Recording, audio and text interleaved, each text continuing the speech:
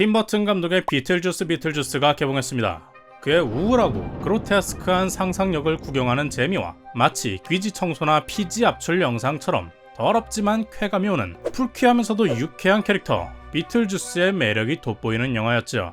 먼저 이 영상에 결말 스포일러는 없지만 영화 내용의 일부가 나오니 시청에 주의해주세요. 무엇보다도 눈에 띄는 건 이혼이었습니다. 1편이 나온 88년도의 팀 버튼은 아직 첫 결혼 생활 중이었지만 지금은 3번의 결별 후 4번째 사랑 중이죠. 그의 현재 연인 모니카 벨루치가 비틀주스의 전 부인으로 출연한 것도 재미있는데요. 이 영화는 이혼을 죽음에 비유합니다. 종종 결혼을 죽음에 비유하는 농담은 들었어도 그 반대의 경우는 새롭죠. 이런 관점으로 보자면 리디아 디치의 대사 "산자와 죽은 자가 공존할 수 있을까?" 라는 말에서 죽은 자는 이혼한 전 부인, 전 남편을 말하고 있죠. 리디아의 새엄마 델리아가 "네 아빠가 날 떠났어" 라고 할 때에도 이혼과 죽음을 섞어서 표현하는 말장난을 합니다. 뿐만 아니라 귀신을 보는 리디아에게 죽은 남편이 안 보이고 그래서 딸이 아빠를 그리워하는 모습은 마치 이혼한 가정의 모습을 묘사하는 것 같았죠. 따라서 산자와 죽은 자가 공존하는 건 이혼한 부부가 공존해야 하는 이유, 자녀의 존재를 다루는 이야기가 됩니다. 이 괴팍한 호러 코미디는 결국 가족에 대한 이야기를 하는 거죠. 그래서 중요한 요소가 바로 집인데요. 1편에 나왔던 언덕 위의 저택이 이번에도 중요한 배경이 됩니다. 오프닝의 연출은 1편과 비슷했죠. 마을의 풍경을 항공샷으로 훑다가 모형으로 만들어진 저택에서 영화가 시작합니다. 원래 이 집에는 아담과 바바라 유령이 살았죠. 125년 동안 이 집에서 살아야 하기에 당연히 이번에도 나와야 했습니다. 하지만 외모가 그대로여야 하는 유령들인데 세월이 흘러 배우들의 모습이 너무 변했고 아담 역의 알렉 볼드윈이 서부 영화 러스트 촬영 중 발생한 총기 오발 사고로 재판 중이라 두 캐릭터 모두 부득이하게 퇴장시켰습니다. 그래서 이번에는 전작과 반대로 텅 빈 집이 되어버렸죠. 1편은 집안에 갇힌 존재들이 서로 집주인이라고 싸우며 다투는 이야기였지만 이번에는 뿔뿔이 흩어져 있던 가족들이 찰스의 죽음으로 다시 집에 모이며 일이 생깁니다.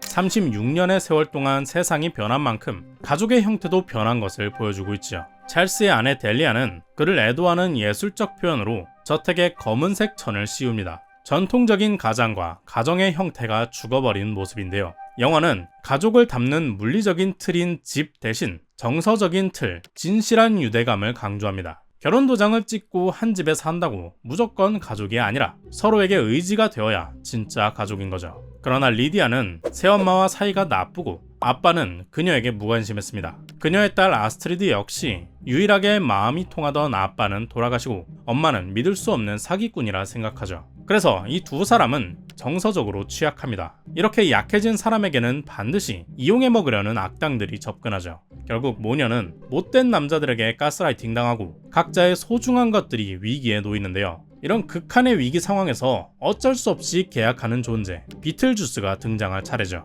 그런데 그 역시 많이 변했습니다. 이제는 바이오 엑소시스트가 아니라 저세상 매니저로 활동하고 있는데요. 1편의 마지막에 만난 밥을 필두로 비슷한 소두 유령들을 거느리며 이제는 어엿한 사업가의 모습을 갖췄습니다. 그의 사무실에 걸려오는 전화는 온통 죽은 사람들의 가정사 문제들이죠. 죽은 가정을 다루는 업체입니다.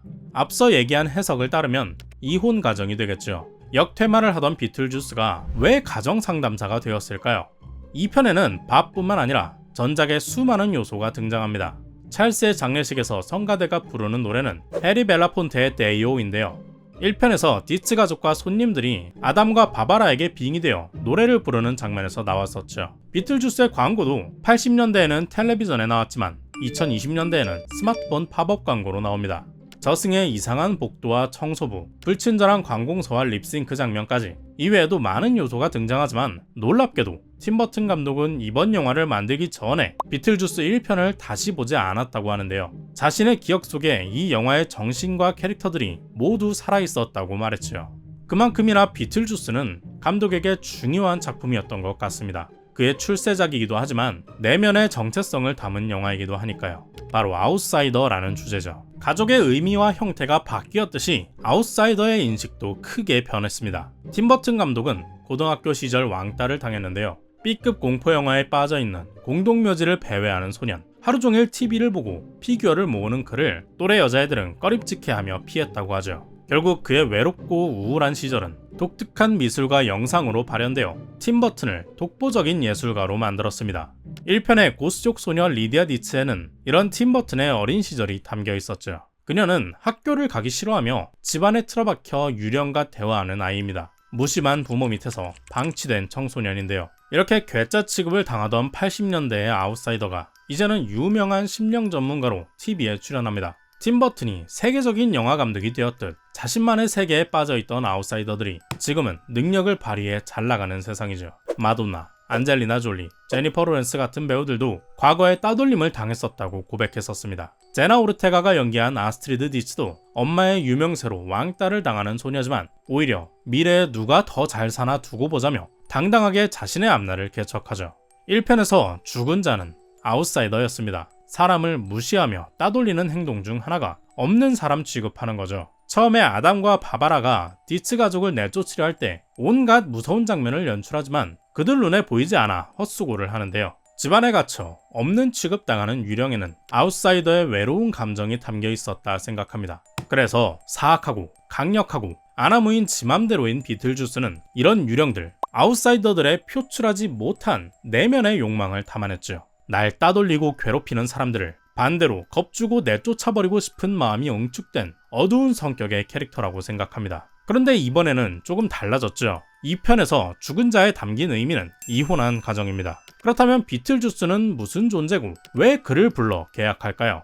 평범함을 강요당하던 괴짜 소년 팀 버튼은 재치가 번뜩이는 젊은 예술가로 데뷔했고 이제는 노련한 거장이 되었습니다. 그는 이 속편을 만든 이유가 돈 때문이 아니라고 밝혔죠. 비틀주스는 아주 개인적인 동기로 제작되었는데요. 그는 그동안 영화 제작 산업의 환멸을 느꼈습니다. 콕 집어 어느 부분인지는 말하지 않았지만 창의성을 해치는 회사의 간섭들이나 예술 노동자들의 열악한 처우 등등 수많은 구조적 문제를 예상할 수 있죠. 감독은 이번 작품을 통해서 자신이 사랑하는 일, 방식, 그리고 함께하는 사람들을 되찾아 예전의 활력을 다시 얻었다고 말합니다. 화려한 CG가 아닌 아날로그 촬영 기법들, 1편이 생각나는 클레이 애니메이션은 팀 버튼 특유의 색깔이 강렬해 정말로 부활했다는 표현이 적절했죠. 1편에서는 자신의 아웃사이더적인 성향과 어린 시절에서 나오는 우울한 상상력을 내비친 반면에 이제는 가정을 꾸려 부모가 되어본 입장에서 집과 가족, 이혼 등에 대한 생각을 채워서 전작을 뛰어넘는 속편을 만들어냈습니다. 자신의 예술적 에너지를 되찾기 위해 진실한 내면을 세상에 내비쳐 인정받았던 비틀주스를 꺼내들었던 거죠. 2편의 비틀주스는 여전히 괴팍합니다. 동시에 예전처럼 솔직하죠. 예전의 비틀주스가 외톨이들의 솔직한 분노였다면 이번의 주스는 솔직한 사랑이었습니다.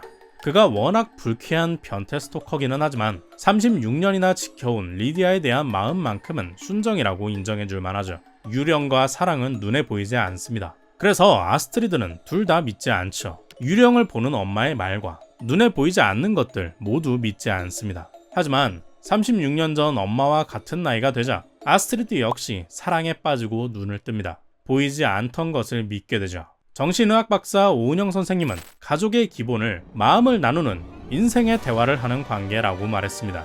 니츠의 가족은 다시 만나서 마음을 터놓고 얘기하며 진짜 가족이 되죠. 여전히 죽어 만나지 못하거나 새롭게 죽어 떠나는 사람이 있어 이 가족은 여전히 이혼 상태입니다.